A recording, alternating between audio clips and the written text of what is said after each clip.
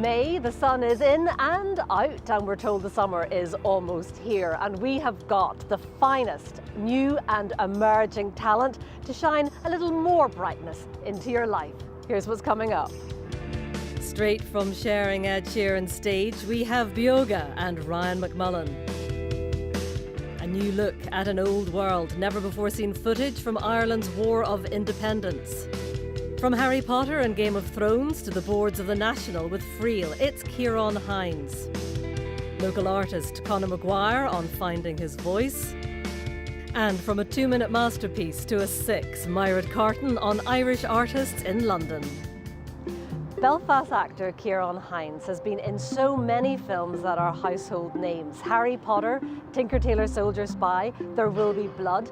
He even had a voice in Frozen, but we'll let it go. There is strange magic here. Now he's back, treading the boards on stage at the National Theatre in London in Brian Friel's incredible play, Translations.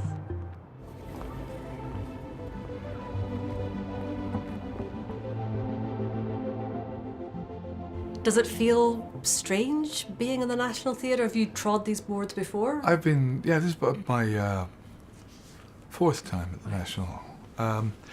First time was way back, it's about 25 years ago, 1993. Okay. And I've since been back in various guises. What's great is, you get invited back maybe 6 years later or then 10 years later, and it's after they forget the last debacle. They need time to forget the nightmare that the last one was, and then they ask you again.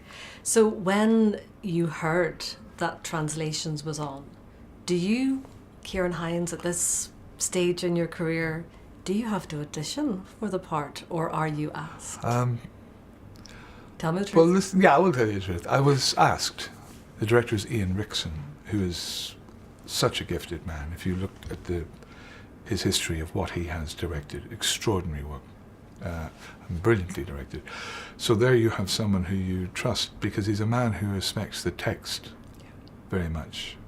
He's not a Sturm drag and wanting to make it all about pyrotechnics and display. It's about language. And of all the plays you could do, really, at the moment, Brian Friel's Translations is all about language and what it means. Talk to me about the play, then, for people who haven't seen it. What is Translations about? Well, basically, Brian Friel has set Translations in Donegal in 1833, so which is pre-famine. Maybe that's about 14 years before the big famine, the Great Hunger.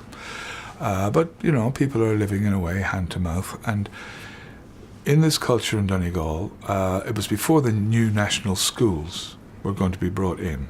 So people were taught in what they called hedge schools, which was just, there was somebody who had an education, would be the teacher of the area, and he would hold classes in a barn or in somebody's house or in fair weather, with some around between hedges, and just hold class. And he would teach a bit of geography, a bit of history, but also they were very big teaching Latin and Greek. And they did it all through the Irish language. And then into that system steps the British colonialists, the redcoats, who at that time are there to map the country. Well, what we're doing is this. His Majesty's government has ordered the first ever comprehensive survey of this entire country. A general triangulation, which will embrace a detailed hydrographic and topographic information, and which will be executed to a scale of 6 inches to the English mile. Excellent, excellent. A new map is being made of the whole country. Is that all? He obviously knew what he was writing into when he first put this play on, 1980s. 1980 in Derry, for Field Day Theatre Company. Yeah. Why does it still have such resonance? Well, specifically, we know about in Ireland, in Europe right now, we know about what's happening kind of globally in a sense of borders and frontiers, whether it's about legal immigration or legal immigration, or territories being chopped, or people closing down boundaries. This is questions that will go on forever, but right now it seems very prevalent in our lives. This is a story about frontiers and closing in and cultures, you know, or how do you actually, how do you manage to actually retain that culture and share and let it still remain despite the fact that progress comes in and changes maybe ethics or whatever, but you can actually, you don't want to stamp out a culture.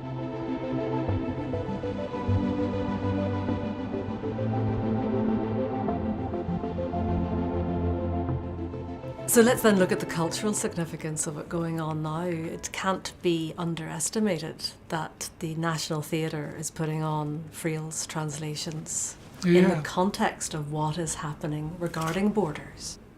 I think what's going to happen is people will interpret it as they will choose to interpret it, as often people have their own agendas and they'll never come off that agenda, so they will drive specifically what they want to believe. The border is part of the issue, but it is about culture. And there's a moment where when your own culture, whether it's an orange culture or an Irish culture or I feel a British culture or a green culture, whatever your culture is, it is your culture, and that's all it is. So I remember myself, I used to go, this border here and it's weird, but if it's not in your head, you just go through it. It's a little bit of trouble, there's a hold up, something, but you can just keep your own culture with you and celebrate other people's cultures. That's the problem. Now, it is possible to celebrate other people's cultures as long as nobody's trying to throw culture, a dominant culture, in your face, and because that will always rebound. How about you, the transition, because we can see in Game of Thrones, we can see you on the TV, and you then have to walk out onto stage in front of a live audience.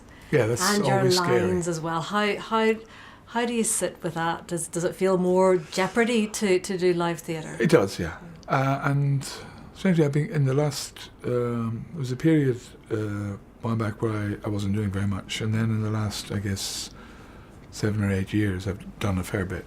I've been fortunate enough to be able to work here in London and in Dublin and New York, so it's been a great hodgepodge. But it was about, I don't know, I mean, we have different seasons in our lives, and there's suddenly, well, I started off in theatre and, even doing amateur drama back home in Belfast, and then we learned to do a bit of television or a bit of film, but somehow coming back to where you came from that seasonal thing, it doesn't particularly get any easier because you're still going like, oh, and also the grey matter isn't what it was. That's half the battle.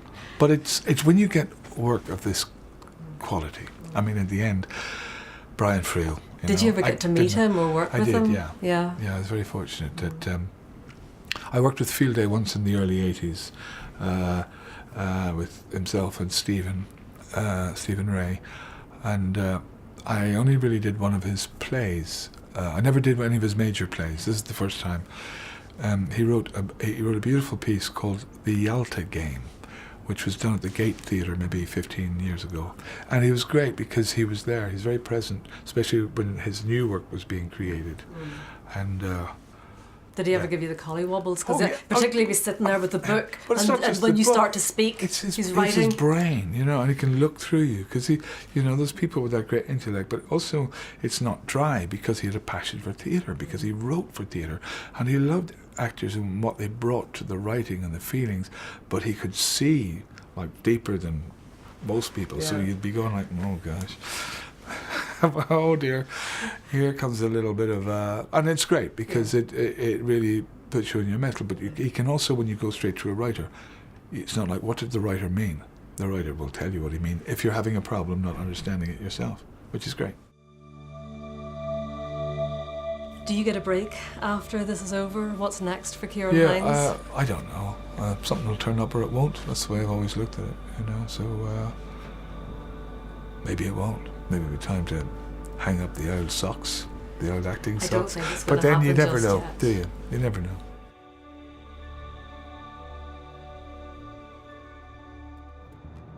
Last year, we launched our 2-minute masterpieces where young female filmmakers like Myra Carton made short, punchy arts films for us. Well, now she's back with a film taking a look at how the Irish artists in London are trying to make a name for themselves. Hi, how's it going? All good here. Sean is doing her exam this evening for her sign language. Just making a chicken curry. And our heat wave is over. Quite chilly today. Other from that, we're all good. Love you. Take care. Good luck with the show on Friday. Talk to you before then. Bye. Love you. I've got a group exhibition that's going to be here in 2 weeks, and I'm going to use these strange teenage faux welcoming pods as part of the work. So I'm going to have either little speakers inserted or headphones, and on it is going to be recordings of voicemails from different mothers. So there'll be a version of my mother passing on advice to me. And is this the first time you used your family in your work? Yeah. Do you think it's because you miss them? Yeah. London is the place for me. It's the diversity of culture here, you know, and it's traditionally an artist's home, isn't it? It's one of the places that you think of when you think of where artists live, where they went to create work. And the first time I ever visited London, I knew that I wanted to be here and I wanted to make work here. Because I had just left home, I was able to look at myself from a distance, and I was making work to do with motherhood, to do with otherness, to do with my Irish, upbringing, and I think that does come from the distance, giving you the breathing space to actually make work about that. I think the work that I was making in Ireland was slightly darker, I mean, there's still elements of darkness in the work now, but there's also more of a sense of humour, I think, too. Just quicker and more direct, drawn with paint. Coming to London, I was able to let go a little bit of feeling the need to represent the culture that you're living in. Painting gives me the space to abstract, and London gives me the distance from Northern Ireland to be able to make work about it. The most challenging aspects for me and my personal journey to London would have been financial and the fact that I had a young child. I had a lot of family support that made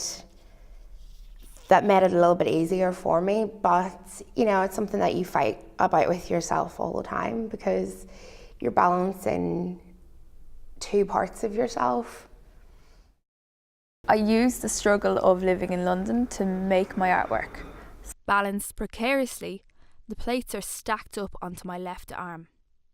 The knives and working in the service industry in a job that I don't particularly like, and in my work I will use a extended kind of heteronym of my character where I exaggerate my own bitterness, but I actually am really bitter about having to do this kind of work. I use comedy and a sort of a patheticness in the character of Avril in the work. They want me to wipe the food off their clothes and off their shoes. I am scarlet and shaking with a mix of embarrassment and fury that I now have to touch this person. I think I bring love and ability to tell stories, and I think that's very emblematic of Irish heritage that comes out from me even more, if not double, now that I'm here in London, where the history or the folklore isn't as strong. I miss the voices of Dublin. I miss the accent, and I miss the sort of characters or the personality that that city has. To be honest, other people picked up on it before I did. because for me, you know, they were abstract mountains, and I didn't really question to begin with, you know, why was that coming into my work? I could see that it was home, in particular Mourne Mountains, because I grew up in County Down. The shape of the stones from the Giant's Causeway is a pattern that comes into the work as well. I'm drawn to the landscape from home because I'm not there.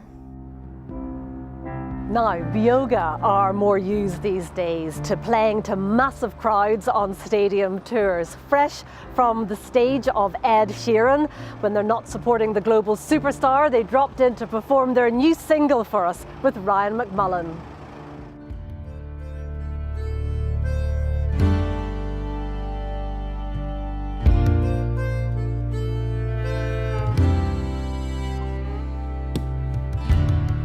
If there's anything that I could truly say, it's to open up our hearts to one another.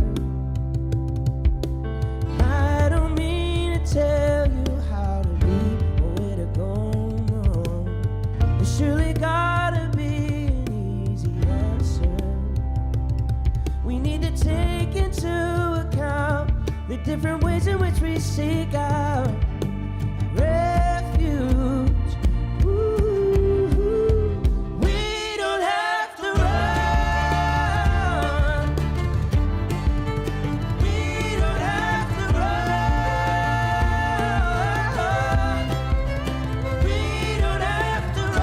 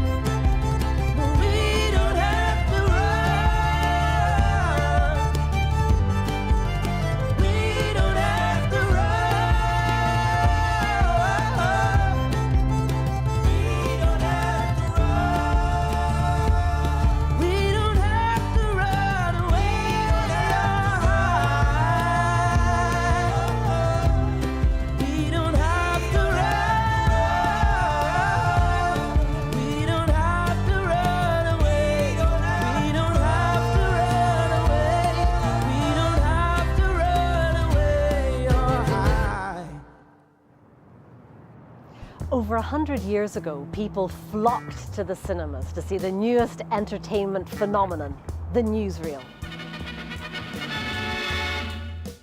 The Irish Film Institute has recently launched newly restored Irish independence footage, and the results are breathtaking. We sent Ciara Chambers to find out more about news at the birth of a nation.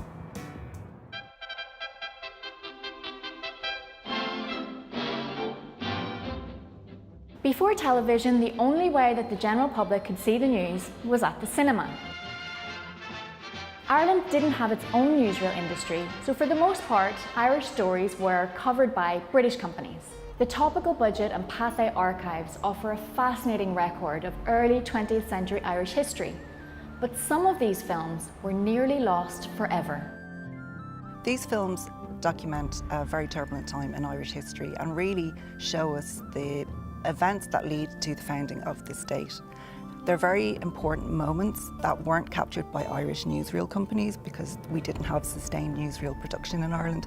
So it was part of our history that wasn't really available to the Irish people, and we found that it was very important to bring it back.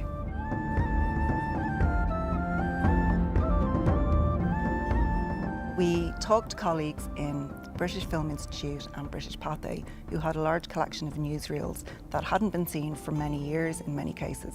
And we were able to work with them to go back to the original nitrate film, which was shown in the 1900s to 1930s, and to digitise that at very high resolution and bring it back to Ireland. Watching the footage was really special. In terms of my reaction to it, I'd seen some of this footage before, but when you see this level of quality and detail, it was actually very connecting. It's a way of connecting with your history that I hadn't really felt before. Even when I talk about it, the hairs still stand up on my arms because you're making connection with people who lived and who lived through these experiences. And when you read about it in a history book, it's quite dry, it's quite academic, but it's coming to life in front of your eyes.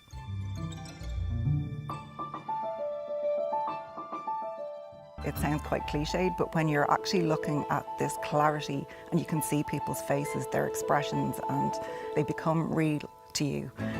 So instead of thinking about the historical events as historical events, I thought about them more as personal events and how the people who are depicted in these films must have felt going through this period. My two favourite clips, I'm not sure if favourite is the right word because they're quite disturbing. One is Martial Law in Ireland, which shows what is called in the intertitle a concentration camp in Ballykinler in County Down, where Republican prisoners were interned, and it's a very interesting snapshot of the political landscape of the time. And another one shows a woman called May Connolly in Limerick who has been punished and had her head shaved for talking to the Black and Tans. So again, another hidden moment in Irish history. Cinemas were places of entertainment, and owners didn't want their customers upset on a night out by news that was unpleasant or disturbing. This was a little difficult when it came to Irish politics, and the newsreels struggled in their reporting of events like the Easter Rising, the War of Independence, and the Civil War. Ireland was on the British distribution circuit, so often the same footage was screened for audiences in Britain and in Ireland with very different results.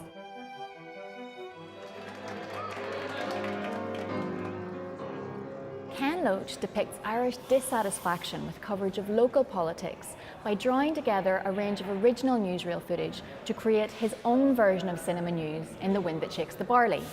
The newsreel depicts the signing of the Anglo-Irish Treaty in optimistic terms, which offer no hint of impending civil war or the death of its most famous signatory, Michael Collins. So fake news was around a long time before Mr. Trump coined the phrase.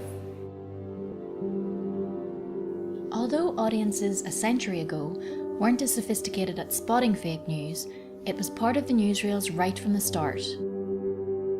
In fact, Captain Smith is not on the bridge of Titanic. This was filmed on the Titanic's sister ship, the Olympic.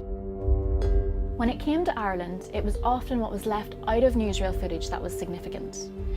In this item, we are not told that this wasn't really a mystery fire.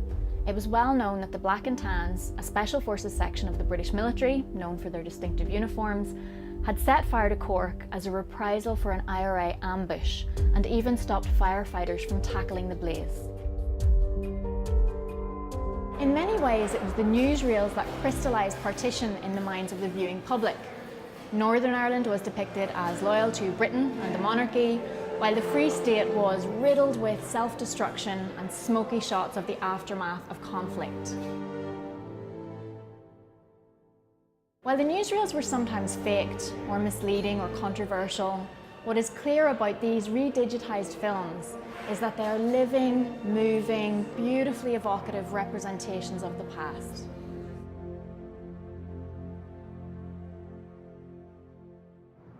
Conor Maguire holds the title of the youngest ever member of the Ulster Watercolour Society, and with 2 paintings in last year's Royal Ulster Academy exhibition, he's definitely one to watch.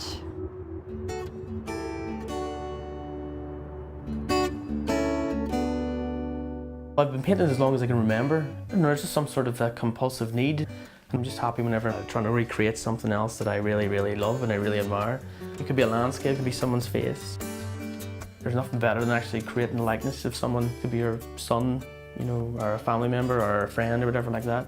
It could also be like the environment or landscape that around me as well, you know, the location where I live. The hills around me here, the trees, the hay bales. My style varies from medium to medium. With my painting, I would work in oils mainly at the moment. I love the vibrant colours you get, you know, the different approaches. You can blend them, you can cross-hatch. There's so many different techniques as well, and how you apply, you know, oils to canvas to suit the subject that you're painting. I actually do a lot of charcoals in the form of portraiture. I think with drawings, sometimes just a couple of marks, and depending on how you approach it, sometimes you can actually produce something that's more powerful in a sense than any painting can, you know. Yeah, I had 2 paintings in the Royal Ulster Academy again this year. There's a portrait of Barry McKenna. It was painted in oils on canvas. He was a friend who I grew up with, you know, we used to skateboard and muck about and stuff like that. Lady with a Cigarette. It was painted in oils on wood. It was inspired from Leonardo da Vinci, the beautiful princess. There was a lot of controversy over it being a fake. I just thought it was a really interesting painting whenever you've seen it, so I just put my own translation in a visual form. There's a current painting that's work in progress at the moment. I'm thinking of the title of a family portrait or a modern family. I've used my 2 kids and my partner and myself, which is pretty much an insight into actually what our dinner time is like, which it shouldn't be. It's a chaotic scene, there's toys everywhere. You can see the tablets, the computer technology, how it interferes with family life. Dinner time is supposed to be a time to connect, sitting around a table, talking to each other. So the painting itself is a statement of modern family life. Over the years where I've been painting portraits, this is pretty much what I've been building up to, you know, where I'm able to now work in the figures and start making more statements in my paintings, you know. So hopefully this is a start and the first of many to come, you know. And that's it from us for this month. We're back next month with an art show rewind, delving through the BBC's arts archives. In the meantime, you can catch us online and on radio. Goodbye.